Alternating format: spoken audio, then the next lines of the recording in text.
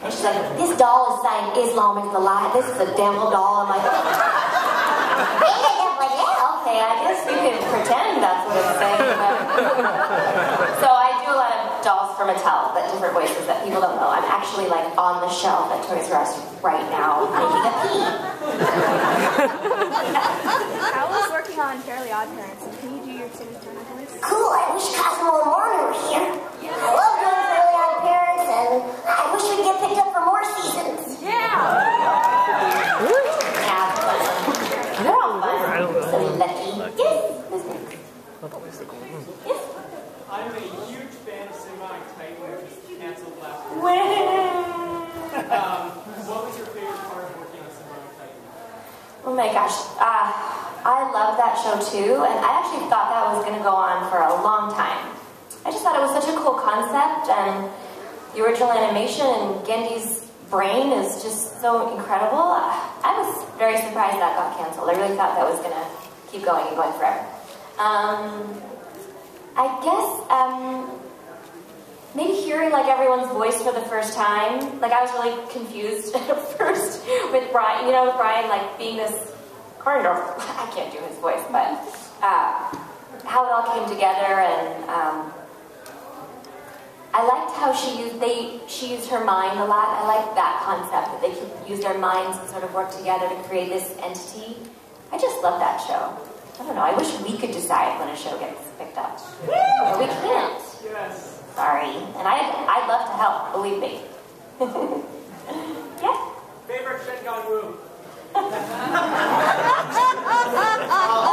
Torpedo! I don't know, I'm making it up now. No answer for you. Don't know. I'm asking these questions. Asking questions no more. I have not the right answer for you. Yes, I've been waiting a long time.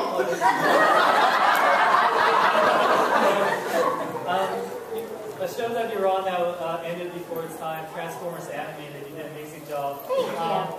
In season 3, which I loved because you know, Sari was a robot and like. Wasn't that cool? She was awesome. And I didn't even know that till that happened, by the way. well, it was awesome. And that's actually why I asked. Like, season 3 is yet to come out on DVD. Do you know anything that's holding it up or why? Oh, I don't know. Because like I want to buy that season. Well, you know what? If you have questions like that and you like tweet to Cartoon Network and Warner Brothers, those people are actually pretty big fan people too, and they'll maybe answer you and listen. I don't know that. Sorry. Well, you were awesome. Thank you. Yes?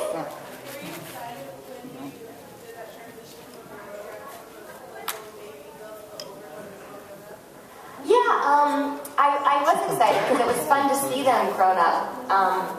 And you know, I'm from Toronto, so when I first moved to LA, one of the shows I really wanted to do was the Rugrats because I thought the animation was so unique and interesting. At the same time, I would have liked the baby version to go on forever. Yeah. Hey, that's my booby! Are you gonna make me read something else? Actually, I was wondering if, what would it sound like if Twilight was writing back about her first experience as Sacanime? Dear Princess Celestia, the best thing about Sacanime was meeting my bronies.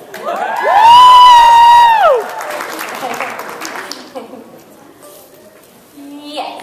How did you first get into voice acting? You know, I always did silly voices when I was a kid. And I always wanted to be an actress. From 5 years old, I knew that. And my parents finally let me get an agent when I was in the 7th grade. And Hello Kitty was just another audition to me. I didn't know that animation was a career. And so my first job was Hello Kitty, and then I also did, at that time, Beetlejuice cartoon. Have you guys? Oh, wow, I've never been invited to a party that had invitations. And that was really fun too. I really was lucky to get to do so much before coming to LA, so that I had all that experience.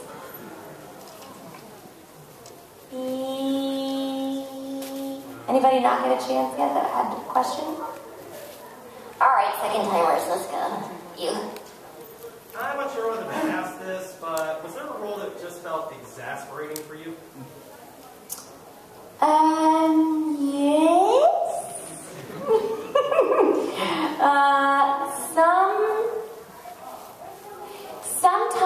to scream a lot for video games, and I love doing video games, believe me, sometimes that can get really hard when you're screaming over and over. And the better directors know to wait to do the screams at the end so that it doesn't tire you out too much, because there's no real, like, secret into doing. You can do regular screams without hurting yourself, but when they want blood-curdling death screams, we're going to give you that and probably pop a vocal cord. So can you save that to the end? That's probably the hardest. But animation-wise, not really. Yes? Speaking of screams, a lot of your characters have actually screamed quite a bit. Which would you say is, which character would you say has screamed the most, or at least the loudest? I would say for animation it would be Baby Dill, because a lot of the times when I went in there wasn't even lines. It was like, Baby Dill grabs a toy, smacks Tommy on the head, Tommy smacks him back, he screams. Baby Dill makes a poop, Baby Dill whatever, plays with his toes, and I'd be like looking at the stage directions rather than the lines and have to think like what a baby would sound like doing that. And when they had him cry, it wasn't just like, it was like,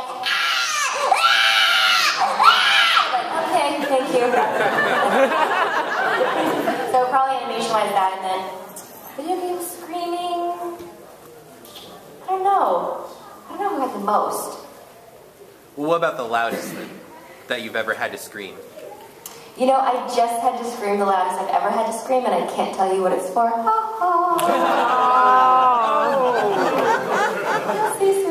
Snap. Can you tell us what type of project it is? It's a new animated series. Oh, is it for Batman? I had to scream really loud last week. But I can't tell you what the part is. You did a pilot film, Extreme Ghostbusters, and I was wondering, what was your favorite moment from that series? Maurice LaMarche falling asleep? No, sorry, Mo. I loved doing that show because we taped at night, because we had Alfonso Ribeiro on the show and Jason Marsden, who were doing sitcoms at the time. So we got to tape at night, and it really was like a family, that show. And what a great cast. I mean, Billy West and Maurice LaMarche and Reno Romano, and I had a lot of fun. You know, we'd have a lot of fun. I think maybe seeing Mo eat pizza with peanut butter could have been the most fun. True story. Yeah. Have you ever done any theater?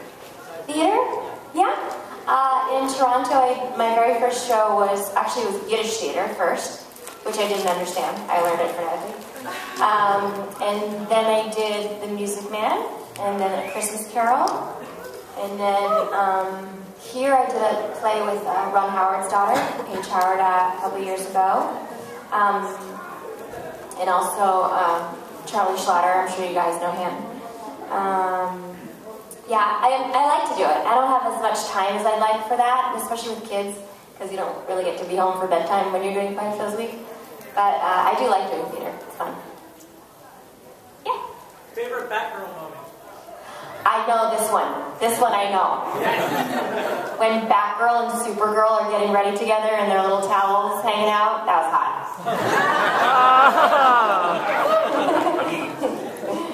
Yeah. There's a lot of characters that you play that people cosplay as. If you were to cosplay one of your characters, who would it be?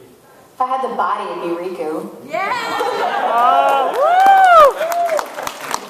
I have to start with if I had the body. Oh, you're beautiful. She does wear some short shorts. Yeah. I just want to, for a number to know, when you went into audition for My Little Pony, did you audition for Twilight Sparkle, or did you audition for another one of the ponies? I actually didn't really audition. Lauren, who I knew from the Powerpuff Girls and Foster's Home, she came to me and she said, I'm designing this show, would you help me out with the pitch? So for her, I voiced Twilight Sparkle as well as a few of the other characters so she could pitch it and show how she did it, which I actually did in my own home studio. One of the fun things about doing voiceover is sometimes you don't have to go anywhere. And I have a little home studio that I recorded it for her for free. It just sort of, it really worked as Twilight Sparkle. And she's like, I can't see anyone else playing that role. So it wasn't like I was against other people for that particular role. Yeah. Could we have your take on a few of the other pony voices? Oh my gosh. No. Yeah.